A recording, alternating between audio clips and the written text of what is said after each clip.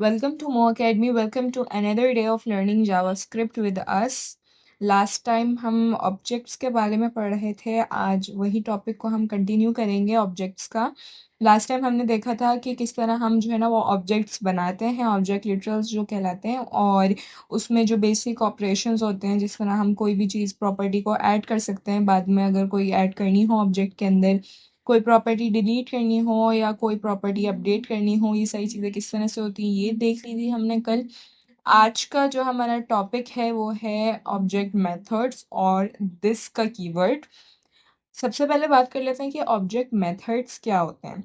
Object methods जो है वो फंक्शन को ही कहते हैं, बस वो जो है ऑब्जेक्ट के अंदर अगर आप बनाओ तो उन्हें हम ऑब्जेक्ट मेथड्स कहते हैं। जिस तरह अगर कोई भी फंक्शन, मेथड्स बेसिकली होते क्या है, मेथड्स फंक्शंस को ही कहते हैं, बस वो जो है ना ऑब्जेक्ट जब रिलेटेड हो जाते हैं तो वो ऑब्जेक्ट फिर वो जो है ना वो मेथड्स कहला रहे होते हैं। इसी तरह हम जब भी जो है ना कोई भी फंक्शन अगर हम ऑब्जेक्ट के अंदर बनाएं तो, और उसको एज अ प्रॉपर्टी अगर हम स्टोर करवा दें ऑब्जेक्ट के अंदर, तो वो हमारे पास ऑब्जेक्ट मेथड्स कहलाता है। अभी एक बार देख लेते हैं ये होता किस तरीके से। अगर मैं यहाँ पर आकर आपको दिखाऊं, कोई भी कल वाला हम ऑब्जेक्ट यहाँ से उठा लें, ये एक ऑब्जेक्ट है, मैंने यहाँ से ये ऑब्जेक्ट को कॉपी किया, यहाँ पर मैं लेकर आती हूँ उसको। अब देखें, ये मेरे पास पर्सन नाम से एक ऑब्जेक्ट है जिसमें मेरे पास नेम, एज और हाइट रखा हुआ है, ठीक है। अब अगर मैं यहाँ पर एक लेट से इंट्रो नाम से मैं एक और प्रॉपर्टी बनाऊँ, यहाँ पर मैं कॉमा दे देती हूँ। इंट्रो नाम से मैं एक और प्रॉपर्टी बनाऊँ और इसके अंदर एक फंक्शन बना दूँ। मैंने लिखा फंक, और ये एक फंक्शन का मैंने नाम लिखा, पहले तो बल्कि फंक्शन का कीवर्ड आएगा, फिर मैं यहाँ पर फंक्शन का नाम मैंने लिखा, राउंड ब्रैकेट्स लगाई हैं, और इसके अंदर मैं इंट्रो में लेट से मैंने लिख दिया console dot log hi I am Mariam, ठीक है। ये चीज़ मैंने यहाँ पर एक प्रॉपर्टी में क्या किया, एक फंक्शन बना लिया जिसमें मैंने लिख दिया हाय आई एम मरियम। तो अब ये जो है इंट्रो जो है, इसमें जो फंक्शन बना हुआ है, इसको हम क्या बोलेंगे, इसको हम मेथड बोलेंगे। अब इसको अगर हमें बाद में कॉल करवाना होगा ना, तो हम किस तरह से, हम प्रॉपर्टीज़ को किस तरह से हम एक्सेस कर सकते हैं, मतलब प्रॉपर्टीज़ की वैल्यूज़ को हम क्या करते हैं, हम पर्सन डॉट, जो भी हमें प्रॉपर्टी को एक्सेस करना होता है, सॉरी प्रॉपर्टी की वैल्यू को, हम वहाँ पर जो है ना उस प्रॉपर्टी का नाम लिख देते हैं। अगर मुझे नेम चाहिए होता तो मैं नेम लिख देती, अगर मुझे यहाँ पर एज चाहिए होती तो मैं यहाँ पे एज लिख देती, यहाँ पे हाइट चाहिए होती हाइट लिख देती, मतलब जो भी प्रॉपर्टी चाहिए होती है उसका हम नाम यहाँ पर लिख देते हैं।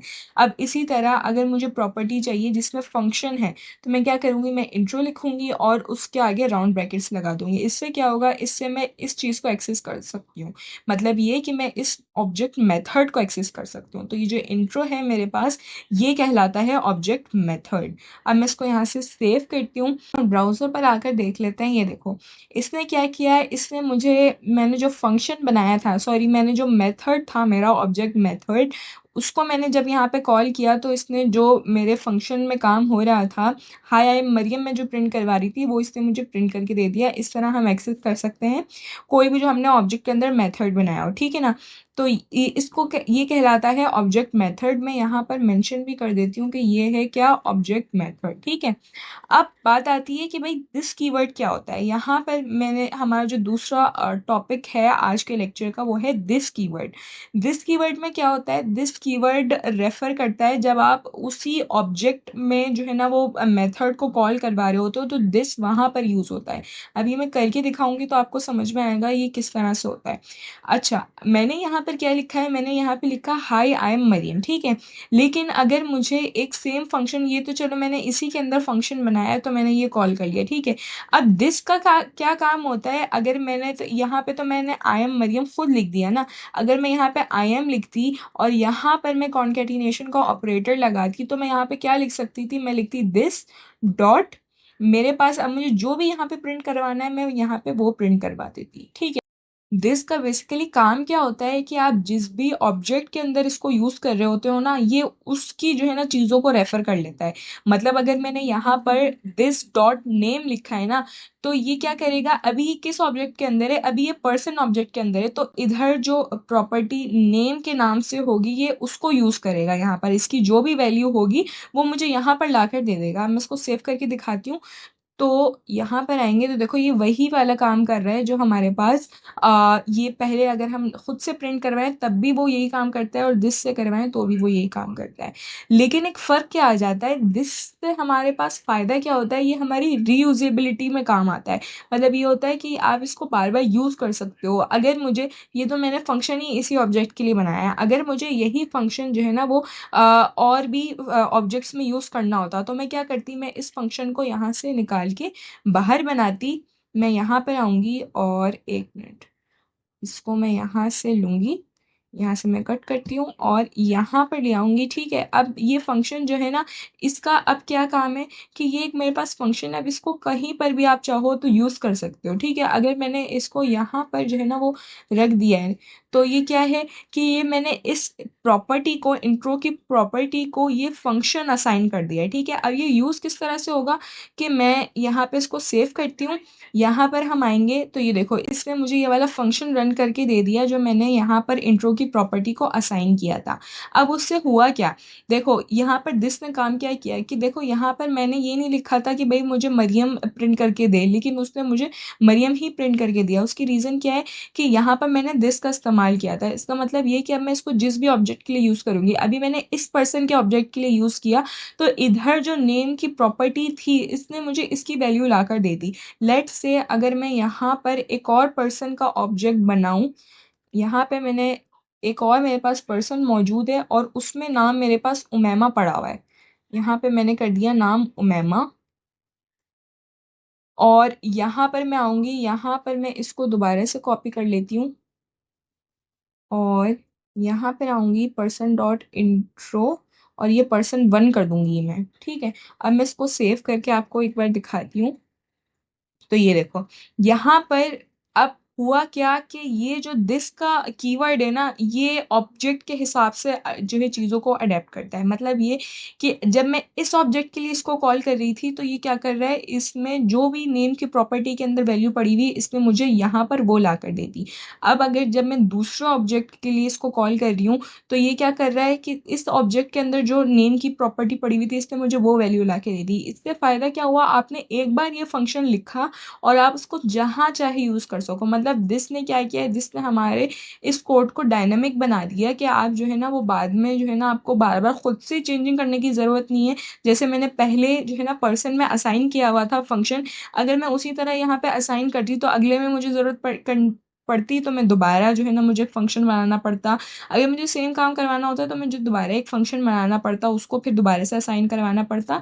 तो ये काम हमारा शॉर्ट हो गया दिस के थ्रू। तो दिस का यही काम होता है, वो क्या करता है कि आप उसको जो है ना वो रीयूज़ कर सकते हो, जहाँ पर भी हमें जो है ना उसकी ज़रूरत पड़े दूसरे ऑब्जेक्ट्स में भी आप वहाँ पर यूज़ कर सकते हो अगर आपने एक फंक्शन में इस्तेमाल दिस कीवर्ड का किया है। ठीक है ना, फिर इसके बजाय अगर आपने यहाँ पे हार्ड कोडिंग की हुई होती ना, मतलब अगर जिस तरह हम पहले काम कर रहे थे, मतलब ये कि ये जो चीज़ है अगर मैंने ये यहाँ पर रखी होती डायरेक्टली, ये मैं यहाँ से हटाती हूँ, अगर मैंने ये चीज़ यहाँ पर रखी होती ना तो फिर अगर मुझे अब इस ऑब्जेक्ट में ज़रूरत है, ये मैंने दिस का कीवर्ड अगर मैं यहाँ से हटाऊँ और यहाँ पर मैं कर दूँ आई एम मरियम वापस से। ठीक है ना, अब मुझे यहाँ पे स्पेलिंग मेरी गलत हुई है।